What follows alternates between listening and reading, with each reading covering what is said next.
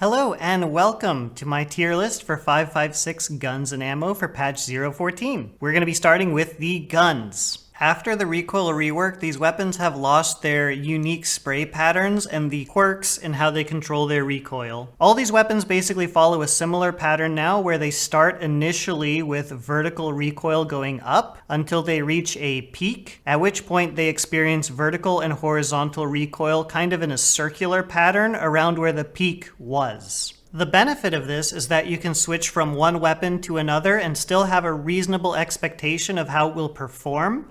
The downside of this is the weapons are a lot less unique now than they were before. So in terms of judging and ranking the weapons, my perspective for this tier list is that I am looking at end game combat effectiveness. If something is a good budget option, I will mention that, but it will not be ranked higher because it is a good budget option. I'm ranking these weapons primarily on their combat effectiveness because I think that is the most important thing when talking about them. With all that said, let's get into it. Starting with the M4A1. The M4 is probably the best gun in this category and definitely one of the best guns in the game. It is extremely good at controlling its recoil and has an excellent fire rate of 800 RPM. It's friendly, easy to use, easy to control, and this wipe in particular, you don't have to get too expensive in terms of modifying it. Whether you run it as a budget, mid-tier, or expensive build, the gun will perform well. If anything, this wipe there's an argument against spending too much money modifying the weapon, because the money you spent will not make sense proportional to the performance you're getting. For example, in the past I would say that the 20-inch barrel is good in terms of bringing out the maximum performance out of the weapon, but this wipe I would say it's probably not necessary. If you stick with the default 370mm barrel, you save yourself some money and the performance difference is not that noticeable. Barrel lengths this wipe seem to have a less greater effect as they did in wipes previously. On the flip side of that, if you want to run a short barrel M4, an SBR for like streets or something, those are pretty good now because having a shorter barrel is not too detrimental to the weapon's performance. The HK416A5. Now I said that the M4 was probably the best gun in this category. Its competition is the HK. And while I think that the M4 is the better all-around gun, the HK can be better in certain situations. And the reason why is because the HK has a fire rate of 850 RPM, so it shoots faster than the M4. The trade-off of that is that the HK has a harder time controlling its recoil, and it's a little bit more wild to use. However, this wipe, its recoil is really good in comparison to what it offers. For several wipes now, the HK has been unusable, and then borderline unusable, and then good. Now it is back to being great. And if you want, you can even run it as an SBR. It is so awesome to see that the HK is great again. I've been a fan of this gun ever since my first wipe, and we haven't been able to properly use it in 4 or 5 wipes now. So it is really great to see that this gun is back to being not only usable, but one of the best 5.56 guns in the game. The MCX in 300 Blackout. This guy does not shoot 5.56, but it is being included because it is an honorable mention of a similar style weapon with a kind of similar style caliber. The big story about the MCX is you can kind of think of it as an M4, but worse. It has a fire rate of 800. The main reason why I've been seeing a lot of people using this is because it is still a reasonably competent weapon, and the ammo you can get for it is actually really good. Straight from the trader, you can buy CBJ, which is similar to M855A1. So while these other weapons are using M856A1, the MCX in 300 Blackout is shooting a better round. I have noticed a lot of people using this weapon recently, and it makes sense because you can get good ammo for it directly from the traders. The G36. This gun becomes really good and a great budget option once you unlock the KV2 variant from Peacekeeper level 4. That comes with the better stock and, more importantly, the medium length barrel and the medium length handguard. That allows you to mount a foregrip. This is not only the best version of the G36, but it is also the cheapest, and it is cheaper than the AUG. The KV2 variant comes in at $452. while the AUG A1, the cheaper version, comes in at $573. I have been a fan of the G36 ever since they added it to the game, and right now I think it is a very compelling argument in terms of budget and performance. It has a fire rate of 750 and it controls its recoil pretty well. The longer barrel versions are not really worth it because you can't mount a foregrip, you can only mount a bipod. So longer barrel versions of the G36, not so good, and the short barrel version is decent, but the medium barrel is simply better. The AUG, both the A1 and the A3. What a turnaround this weapon has done. When it was introduced to the game, it had too much horizontal recoil to actually be usable. Now it's one of the better 5.56s in the game. The AUG has a decent fire rate of 715 and it controls its recoil reasonably well. It is a good feeling weapon and it is nice for on a budget when you are at a lower trader level. Even if you want to use the default iron sight scope that comes with it, it's pretty decent for the price. It's not really a bad scope, and if it comes free with the rifle and you don't need to change it for a more expensive sight, that could be a good budget savings. The MDR. The MDR still doesn't feel as good to me as it used to.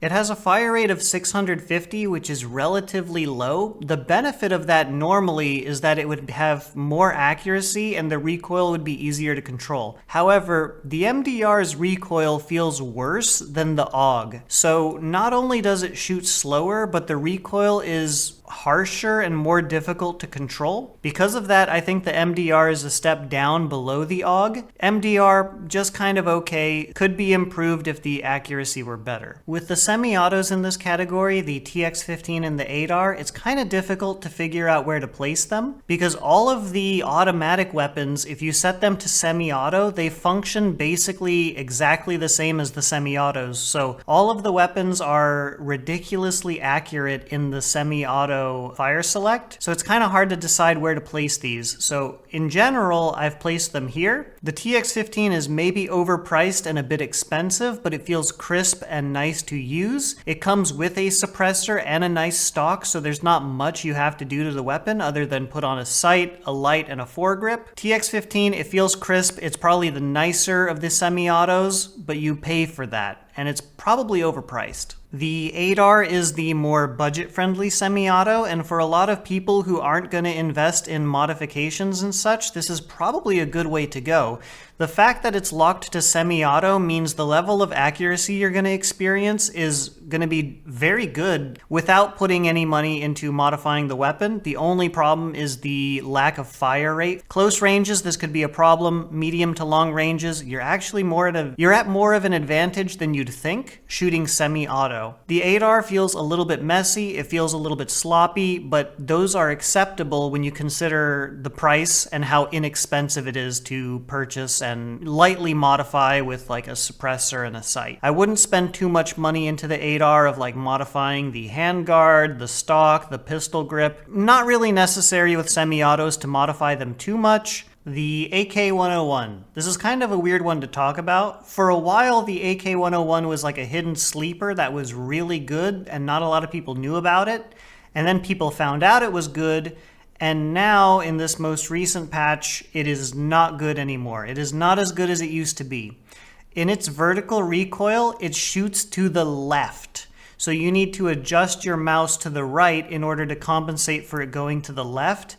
And also, once you've done that, it's not very good at controlling its recoil either once it gets to the peak position. Currently, I just wouldn't spend the money on parts to buy and build an AK-101. It's not as good as it used to be, and I don't recommend it like the way I did previously. The Scar L, otherwise known as the MK16. Here we have it in black and tan. These are both the same weapon, just they have a different finish. This wipe, the Scar L, is horrible. Not only does it shoot slowly with a fire rate of 650 RPM, it cannot control its recoil at all. The Scar L has 3 different barrel options, and even with the long barrel, the weapon performs horribly in terms of controlling its recoil. I think the medium barrel is the best, but I can't recommend using this weapon, this wipe, because it is horrible. The AK-102. This is similar to the AK-101 in the sense that it shoots to the left on its vertical recoil rise, but it shoots more slowly. The AK-102 has a fire rate of 600, which is the slowest in the category. Unfortunately, the benefit of that in the past is that it was very accurate. That is not the case anymore. The AK-102 is extremely inaccurate. It cannot control its recoil. It shoots all over the place. It shoots slowly and it's inaccurate. It's just not good. Please avoid it. You're better off with any other 5.56 in the category. Alrighty, so that concludes our tier list for 5.56. Basically, the M4 and the HK are the best in the category. The MCX is a reasonable alternative if you're okay with shooting 300 Blackout. And the G36 and the AUG are both great budget options. Alrighty, now that we're done with the guns, let's go ahead and talk about the ammo. And I'm glad I did testing because the results are different than what I was going to present. The big controversy is with M995 and SSA AP. In the past and earlier this wipe, the issue with these ammos, why a lot of people were saying they were bad, is because over long distances, they don't do enough damage for a headshot to be a kill. Currently in 14.1.1, I don't know if this is a bug or not, but when the shot hits the head, it still registers that it doesn't do lethal damage, but it gives you the kill and it counts your single bullet as 2 hits. I got it to do this 6 times in a row consistently. If this is how the game is from now on, then M995 and SSA AP deserve to be S rank, and maybe M855A1 can be bumped down to A rank. However, if this is a bug and this gets fixed or changed, then M995 and SSA AP need to be dropped down to A rank because they're not going to be universal ammos for every map. As an additional side note for this forever long disclaimer, if you do use an ammo that does lethal damage at distance, it'll count your single shot as a single hit. So your single bullet is a single hit. So with all that being said and everybody confused, let's begin talking about the ammos from the perspective of trader progression. When you first start the game, you will have access at level 1 to RRLP and Hollow Point. These are both terrible. At Peacekeeper level 2, you will have access to 3 more ammos. War Mage, which I put in F tier, M856, which is F tier, and FMJ, which is your first okay-ish ammo. FMJ it's okay, I guess. At Peacekeeper level 3, you will get access to M855, which is your first decent ammo. At Peacekeeper level 4, you will get access to M856A1, which is your first good ammo from the traders. The problem with this ammo is it has a tracer, and tracers can give away your position and get you killed. That's why a lot of players prefer to buy SOST from the flea market. It is a slightly worse round, but it's very comparable, and most importantly, it has no tracer. I would only really buy SOST if it was between 600 to 800 rubles per round. I would not be paying 1,000 or more. M855A1 is my favorite 5.56 ammo, and this wipe currently, the recipe to craft it is locked behind a quest called Your Car Needs a Service. Once you complete this quest, you will get the crafting recipe to craft this ammo at your workbench in your hideout. It does require you to have workbench level 3, but this is my favorite ammo for 5.56. This is usually the ammo that I hoard and I use. Previously it was available from traders, but now it's only available from crafting. I still think it's a great ammo. It's one of my favorites. It has no tracer, it has good penetration, it has good damage. It's universally good on long distance maps and close range maps. You can use it pretty much in any situation. It's my favorite 5.56 ammo. That might change though, as long as M995 and SSA AP continue to kill with headshots.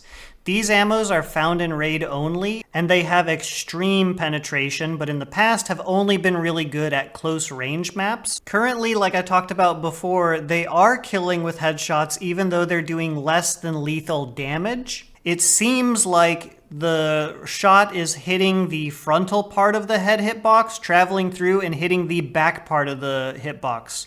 So for example, maybe a headshot is like boom, head eyes, and then it keeps traveling and then it goes head nape. So maybe it's doing something where like a shot that should do 34 damage is actually doing 68. because it hit the front hitbox and the rear hitbox. This might be a bug. They might fix this. I don't know. That's one of the great and annoying things about Tarkov, you know? Is it a feature? Is it a bug? I don't know. Anyways, currently these ammos are really good. Previously this wipe, they were not good. So there'll be ranging opinions on these ammos, but if they continue to kill with headshots, then they will increase in value and players will catch on that, hey, these, might actually be good now. Alrighty, let's quickly go over 300 Blackout. Whisper and VMAX are not worth using. BCP FMJ from Skier level 3 is your first decent ammo. From the flea market, you can buy M62, which is your first good ammo, but it does have a tracer, and personally, I wouldn't buy it. CBJ from Peacekeeper level 4 is an excellent, awesome, good ammo, and AP, which is found in Raid, is even better. That concludes our 5.56 weapons and ammo tier list. Thank you guys very much for watching.